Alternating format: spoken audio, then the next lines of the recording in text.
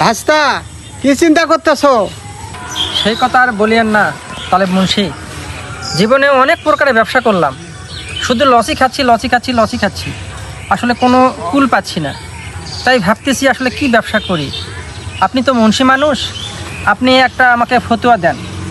আসলে আমি নতুন করে সুদের ব্যবসা করার চিন্তা ভাবনা করতেছি।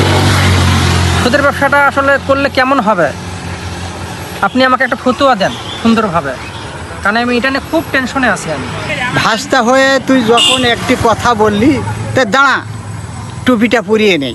টুপি না পরলে আবার আমার কথা বের হয় না।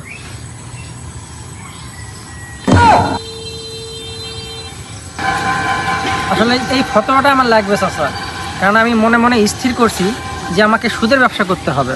একটু সুদের ব্যবসার সম্বন্ধে একটু ভালো করে ফতোয়া দেন তো আপনি, কারণ এটা নিয়ে আমি খুব টেনশনে আছি।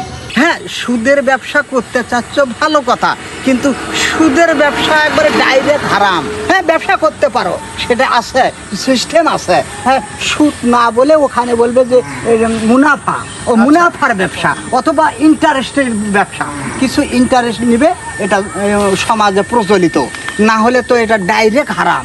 এই যে সেদিন মাসুদকে 5,000 টাকা দিলাম, ও এক সপ্তাহের মধ্যেই আমাকে 7,000 দিল। এই যে 2,000 টাকা আমি পাইলাম, এটা কি সুদ বলে? এটা হলো মুনাফা, অর্থাৎ ইন্টারেস্ট। মানুষ তো বুঝে না, 9 বলে 9 বলে। তাহলে মুন্সি, আমি কি এখন তাহলে ওই সুদ খাবো, কিন্তু সুদটাকে ডাইরেক্ট না বলে তাহলে মুনাফা হিসাবে চালিয়ে দিব? মুনাফার ব্যবসা কর, সুদ ডাইরেক্ট হারাম। ও তাহলে ঠিক আছে, তাহলে আমি সুদ ডাইরেক্ট হারাম। আপনার কথা মতো এটাই পরামর্শ করলাম। তাহলে আমি ওই ডাইরেক্ট না বলে মুনাফা। সুদ নয়, আমিও খাই, আমি সুদ খাই না, আমি কিন্তু মুনাফা খাই, ইন্টারেস্ট। ও আচ্ছা, তাহলে আমি এটাই করব।